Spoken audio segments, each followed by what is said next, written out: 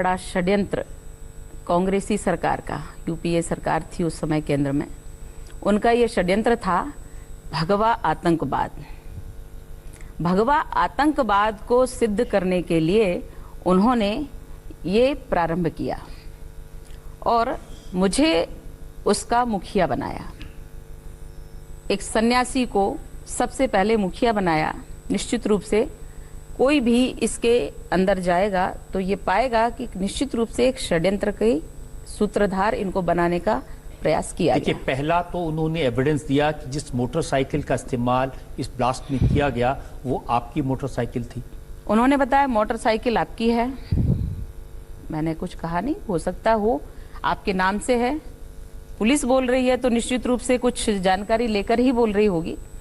तो मैंने कहा मुझे जानकारी नहीं, मैं 4 वर्षों पहले उसको बेच चुकी हूँ और उसके बाद मेरा उस गाड़ी से कोई संबंध नहीं है। कहीं से कहीं तक मैंने उस गाड़ी को देखा भी नहीं और मतलब भी नहीं है। मेरा उसके बाद संन्यास हुआ और मैं सन्यासी हो गई हूँ, तो इससे फिर मेरा कोई मतलब नहीं रहा कि बाइक 4 वर्षों पहले बाइक को मैं उसको देखूं और ये सब। इसलिए उन्होंने कहा और हमने कहा हो सकता है, क्योंकि मुझे जानकारी नहीं थी उसकी। किंतु जहां अराष्ट्रवादी ताकतें, देशद्रोही ताकतें अपना वर्चस्व अगर हमारे देश में दिखाएंगी, हमारे आज की रीत नहीं है। जब भी किसी देश पर आक्रमण होता है, उस देश के जो दुश्मन होते हैं उनका वध करना हमारे यहाँ की परंपरा है और शास्त्रोक्त परंपरा है। मैं उसका निर्वहन करती हूँ और मैं वो बात कहती हूँ। और दूसरी बात, हमारे सैनिक भी यही काम करते हैं। हमारी विचारधारा में कहीं कोई किसी प्रकार का भेद नहीं है। देश के दुश्मनों को समाप्त करना चाहिए और यह इस देश में रहने वाले प्रत्येक व्यक्ति का कर्तव्य है।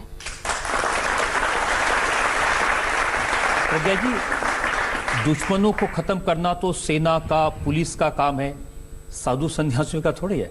नहीं, अखाड़ों का यही काम है। आदि जगत गुरु शंकराचार्य जी ने हमारे अखाड़ों की स्थापना इसीलिए की थी कि धर्म का प्रचार हो और हमारे देश की रक्षार्थ 4 मठों की स्थापना की। इसलिए हमारे अखाड़ों में, सन्यासी अखाड़े में, जूना अखाड़े से हूँ, और हमारे अखाड़ों में यही शस्त्र और शास्त्र, इन दोनों की शिक्षा दी जाती है। तो ये भी सही है कि आपने दुर्गा वाहिनी के जरिए लड़कियों को तलवार चलाना, बंदूक चलाना, भाला चलाना सिखाया? बिल्कुल सिखाया, कहीं भी गलत नहीं है। हम यदि सक्षम है तो मैं स्वयं की रक्षा कर सकती हूँ, और यदि मैं सक्षम हूँ स्वयं की रक्षा के साथ साथ समाज की रक्षा कर सकती हूँ, और ये तो होना ही चाहिए। तो आपको ऐसे भड़काऊ भाषण देने के लिए कई बार नोटिस भी मिले पुलिस से? नहीं, मैंने ऐसा कोई वक्तव्य कभी नहीं दिया जो अनैतिक हो या गैर कानूनी हो। 13 दिनों तक उन्होंने मुझे गैर कानूनी तरीके से एक काल कोठरी में रखा। क्या पूछताछ करते रहे, सवाल पूछते रहे? प्रश्न तो उन्होंने कुछ ज्यादा किए नहीं, बस पीटते थे। उनका पीटना ये था कि किसी भी प्रकार से वो काफी बातें कहलवाना चाहते थे मुझसे जो मैंने नहीं कही। पीटते थे यानी महिला पुलिसकर्मी थी जो? नहीं, महिला पुलिसकर्मी नहीं थी, सभी एटीएस के पुरुष थे, अधिकारी थे, और वो पीटते थे। पानी चाहिए थोड़ा सा। पानी। चाय रख लीजिए, पानी वाला।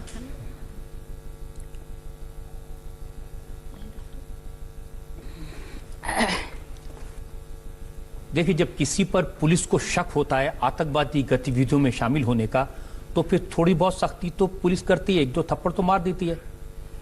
हाँ, 1-2 थप्पड़ मारती तो शायद मेरे ऊपर कोई असर भी नहीं पड़ता, लेकिन उन्होंने इतना भयानक टॉर्चर किया और ये मुझे तब भी समझ में नहीं आया कि ये मुझे पीटना शुरू क्यों कर दिए। रात से ही उन्होंने पीटना शुरू कर दिया, पहले कोई प्रश्न नहीं किया। तो मुझे भी ये समझ में नहीं आ रहा था आखिर पीटा क्यों जा रहा है, और बेल्टों से पीटा जा रहा था। बेल्टों से? हाँ, बेल्ट मतलब जो पुरुष बेल्ट लगाते, ये बेल्ट नहीं होता है।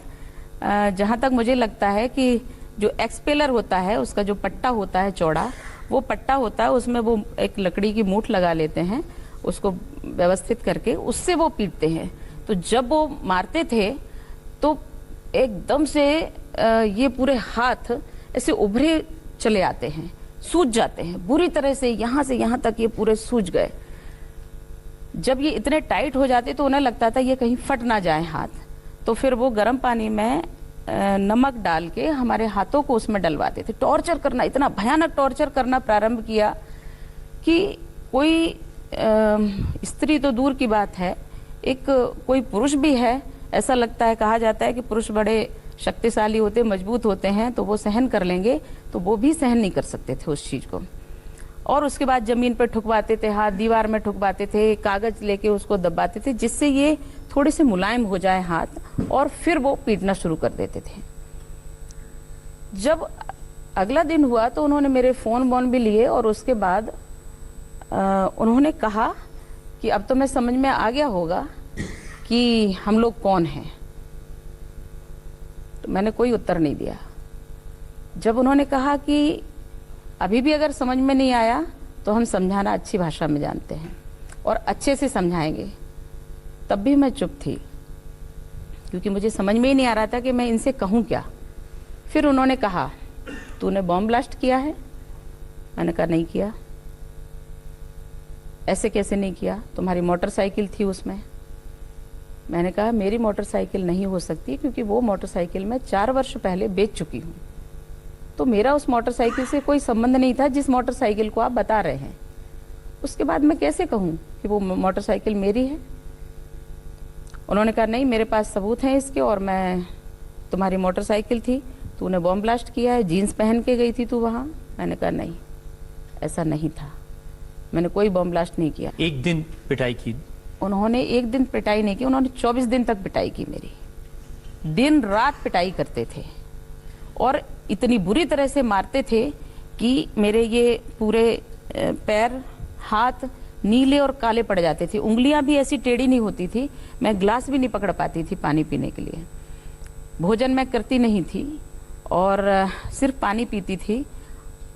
उसके बाद सोने का कोई नियम नहीं मीन्स सोने ही नहीं देते थे, जिससे मानसिक तौर पे एक व्यक्ति कमजोर हो जाता है और दिमाग घूमने लगता है उसका। बिल्कुल नहीं सोने दिया जाता, रात भर पीटते, दिन भर पीटते, और जब वो लोग थक जाते थे तो बैठ के वो हमें गालियां देना शुरू कर देते थे।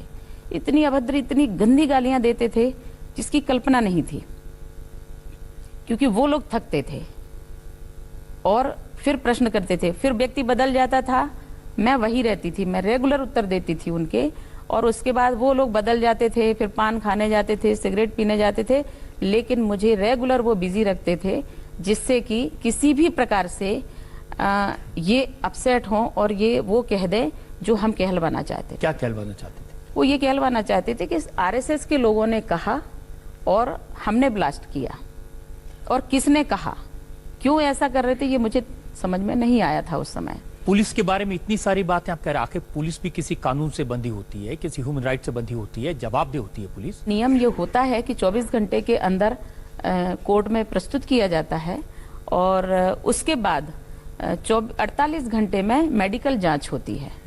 ऐसा हमारे साथ कोई नियम की पूर्ति नहीं की गई। 13 दिन तक गैर कानूनी रख करके ऐसे जब वो ऑफिसर बुलाते थे, तो जो लेडी कांस्टेबल वहाँ बुलाई गई थी लाइन से, तो वहाँ जब वो आती थी, मुझे पकड़ती थी, तो एटीएस की एक सुवर्णा शिंदे करके लड़की इंस्पेक्टर थी, वो भी साथ में रहती थी। जाके जोर से पटकते थे ऐसे मुझे, तो दीवार में सिर लगता था, और ऐसे ये जो पीछे का हिस्सा है ये जमीन में दीवार से लगता था। ऐसा दिन में कई बार हुआ करता था। रात में पूछते थे तो रात में हुआ, ऐसा हुआ करता था। तो इतनी बुरी हालत हो गई, हम खुद नहीं संभल पाते थे कि आखिर शरीर टूट रहा है, मन टूट रहा है, क्या टूट रहा है, कुछ भी समझ में नहीं आता था। एक ऐसा लगता था बस नशे में हूँ और उठा के पटका जा रहा है, चक्कर आते हैं, आंखें बंद हो जाती है, अंधेरा छा जाता है आंखों के सामने, और फिर खड़े हो जाते हैं। फिर हमें दूसरी तरफ ले जाया जाता है और फिर वहां टॉर्चर किया जाता है। अकल्पनीय था, एक ऐसे कक्ष में लेके जाया जाता था जहां पे बहुत मंद मंद लाइट रहती थी, और ऐसे लोहे के कड़े उसमें जमीन में लगे रहते थे। उसे फंसा कर पीटते थे, उसमें पैर फंसा देते थे, हाथ फंसा देते थे, और उसके बाद भयंकर पीटते थे।